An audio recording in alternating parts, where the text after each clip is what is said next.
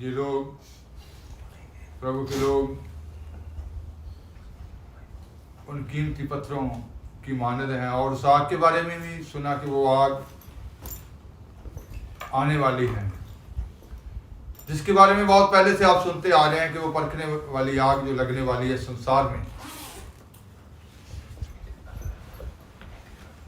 वो आग जो परखने वाली आग है कलीसियाओं की परख के लिए, जिसके बारे में पौलुस ने भी बहुत समय पहले से ही ये कह दिया था। जैसा पहला कुरिन्थियों 3 बाब की 10 आयत से जब हम पढ़ते हैं, पढ़ेंगे, हिंदी में भी पढ़ लेंगे।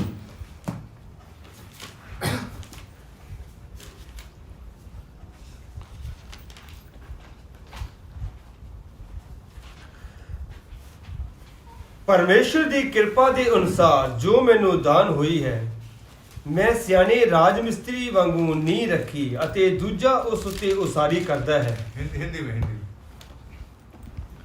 परमेश्वर के उस अनुग्रह के अनुसार जो मुझे दिया गया, मैंने बुद्धिमान राजमिस्त्री के समान नींव डाली। तो पौलुस ये बात कह रहा है कि मैंने बुद्धिमान राजमिस्त्री की तरह क्या किया नींव डाली जो मुझे दिया गया है। तो मैंने बुद्धिमान राजमिस्त्री की तरह क्या की? नींव डाली। और दूसरा उस पर रद्दा रखता है, परंतु हर एक मनुष्य चौकस रहे कि वह उस पर कैसा रद्दा रखता है। दूसरा उस पर क्या रखता है? रद्दा रखता है। हर एक मनुष्य चौकस रहे कि कैसा रद्दा रखता है। आगे, क्योंकि उस नींव को छोड़ जो पड़ी है वह यीशु मसीह है, कोई दूसरी नींव नहीं डाल सकता। यदि कोई इस नींव पर सोना या चांदी या बहुमूल्य पत्थर या काठ या घास या फूस का रद्दा रखे, तो हर एक का काम प्रकट हो जाएगा, क्योंकि वह दिन उसे बताएगा, इसलिए कि आग के साथ प्रकट होगा। वह दिन, जिस दिन के बारे में पौलुस ने कहा था, वह दिन बताएगा, वह दिन बताएगा। वह दिन आग से क्या होगा? प्रकट होगा। तो कहता कि कोई सोने की, कोई वो मोहले पत्थरों की, कोई चांदी की, कोई घास काट, फिर से पढ़ेंगे इन लाइनों को। यदि कोई इस नींव पर सोना या चांदी या बहुमूल्य पत्थर या काठ या घास या फूस का रद्दा रखे, तो हर एक का काम प्रकट हो जाएगा। हर एक का काम जो क्या हो जाएगा? प्रकट हो जाएगा। सोना जो होता है उसमें भी मिलावट हो सकती है, होती है। सुनहरे के पास जाएंगे तो वो कहते हैं कि टाका तो जो है वो तो लगाना ही पड़ेगा दूसरा। चांदी में भी मिलावट होती है, लेकिन हीरे जो होते हैं उसमें कोई भी मिलावट नहीं हो सकती। Hallelujah, hallelujah, hallelujah, hallelujah. Hero की मानद बनना है आपने। तो जैसा अभी विश्ववाणी में आपने सुना कि मैं बहुत सारे लोगों को, इस कलीसिया को और उन लोगों को उस अनमोल पत्थरों की तरह देख रहा हूं। कुछ ऐसे पत्थर थे जो क्या हो चुके थे?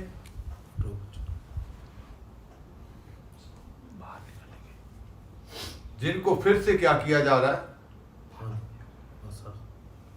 तेल से, उस पानी से, उस ज्ञान के पानी से, उस मसा के तेल से फिर से नया किया जा रहा है, वो ज्ञान से। तो इसका मतलब है कि जो कीमती पत्थर हैं वही स्थिर रह सकेंगे उस आग में सोने के अंदर जो मिलावट है वो निकाली जाएगी। सुनहरा जो होता है आप उससे जाकर पूछेंगे कि मिलावट कैसे निकलती है, फिर वो बताएगा कि आग से कैसे मिलावट निकाली जाती है, चांदी से कैसे मिलावट निकलती है, वो बताएगा कि कैसे निकलती है। एक बहन जी जिसने सुनहरे जब वचन सुना तो उसने सुनहरे के पास जाकर पूछा कि आप चांदी में से मैल कैसे निकालते हैं। वो कहता कि हम चांदी के टुकड़े को लेते हैं तो उसको आग पे रखते हैं, तब तक उसको आग में रखना है जब तक कहते कि हमें उसमें अपनी सूरत नजर ना आ जाए। तो आपके अंदर अगर मिलावट है, मैल है, तो यीशु की सूरत नजर आनी है। यीशु ने तब तक आग पे रखना है जब तक उसकी सूरत आप में नजर नहीं आ जाती। तो जो लोग घास काट बो कर रद्दा रख रहे हैं तो आग जो है वो उनको क्या कर देगी, जलाकर राख कर देगी। ये वही वक्त है जिसके बारे में भविष्यवाणियां हो रही थी। आग आने वाली है, परखने वाली आग आने वाली है। पहली सदी में भी आग आई थी। उस आग में वो कैसे चली? आग में एक की मैं पहले भी बता चुका हूं कि आग ही स्थिर रह सकती है। आग में अगर आप स्थिर रहना चाहते हैं तो आपको भी आग बनना पड़ेगा। Hallelujah, hallelujah. Shadrach Meshach Abednego जो थे वो क्या थे? वो खुद आग थे। आग की भट्टी में जब डाल दिए गए, आग का नुकसान नहीं कर सकती। Hallelujah, hallelujah. तो आपको वो आग बनना पड़ेगा। ये वो दिन है, आग बनने के दिन है, उस मसा को प्राप्त करने के दिन है, उस जलाल में बढ़ने के दिन है। आग आएगी, सारी कलीसियाओं के काम को क्या करेगी? परखेगी। तो आग जो लगाई जाएगी, जैसे आपने जो भविष्यवाणी में सुना कि वो पत्थर जो है, अनमोल पत्थर जो है, उस नीम के पत्थर, मैं नीम को देख रहा हूं कि जो मजबूत नीम रखी गई है, जैसे आपने सुना, तो बाइबल में भी लिखा है कि आग जब लगाई जाएगी तो कहां लगाई जाएगी? नीहों में। जैसे जिर्मिया का विलाप गीत 4:11 में लिखा हुआ है, यहोवा ने अपना गुस्सा पूरा कीता, उसने अपना तेज क्रोध डोਲ ਦਿੱਤਾ ਅਤੇ ਸਿਯੂਨ ਵਿੱਚ ਇੱਕ ਅੱਗ ਭੜਕਾਈ ਜਿਹੜੀ ਉਹਦੀਆਂ ਨੀਹਾਂ ਨੂੰ ਖਾ ਗਈ। यिर्मयाह का विलाप गीत 4:11।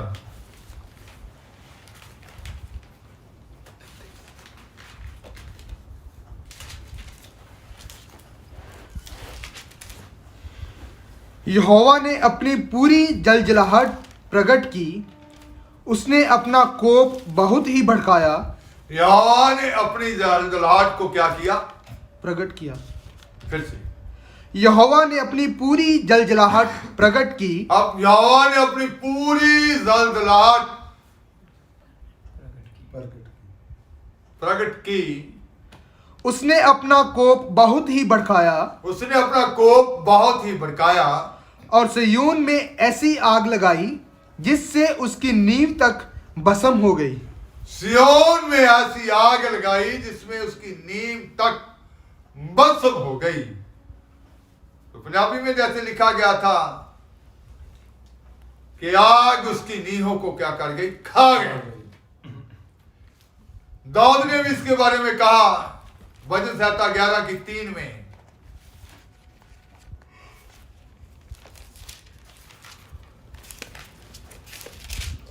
ਜੇ ਨੀਹਾਂ ਢਾਈਆਂ ਜਾਣ ਤਾਂ ਧਰਮੀ ਕੀ ਕਰੇ? यदि नींवें ढा दी जाएं तो धर्मी क्या कर सकता है? नींवें ढा दी जाएं तो धर्मी क्या कर सकता है। कर सकता है। तो इसका मतलब है कि आपकी नींव कैसी है? आज वो आग आने वाली है, वो वक्त आ चुका है। आप कीमती पत्थर हैं, तो फिर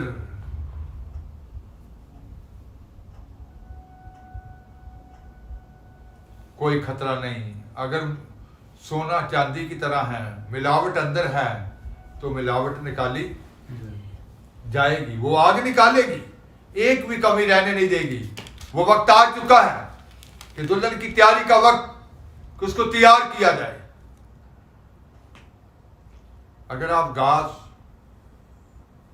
फूस काट, तो आग जलाकर क्या कर देगी? राख कर देगी। नीहें जल जाएंगी, नीहें जल गई तो धर्मी क्या, तो आपका धर्मी पुना भी क्या करेगा? कलीसिया की नींव जो है वो कीमती पत्थरों की, जैसे पौलुस ने भी कहा कि उस नींव के कोने का पत्थर कौन है? यीशु मसीह। यीशु मसीह प्रेरितों और नबियों की नींव पर आपकी उसारी हुई है। ऐसा उसने अफीसिया की कलीसिया को लिखा कि आप प्रेरितों और नबियों की नींव पर क्या हुए? उसारे गए हो, बनाए गए हो, जिसके कोने का पत्थर स्वयं प्रभु यीशु मसीह है। तो इसका मतलब है कि आपको उसी नींव पर, जिस पर आपकी उसारी होनी है, उसरना होगा। यीशु मसीह वो पत्थर है, वो चट्टान है, वो कोने का पत्थर है। तो आग आने वाली है। कोई भी मिलावट अपने अंदर ना रहने देगी, वह आग निकालेगी। चौकस हो जाए, अपने अंदर के छुपे हुए गुनाहों को मान लें, पश्चाताप करें, खुदा के सामने अंगीकार करें। आपका खुदा आपसे प्रेम करता है, वो चाहता है कि आप तैयार पाए जाए, उसके राज्य के लिए तैयार पाए जाए, आप पहली आमद के लिए तैयार पाए जाए।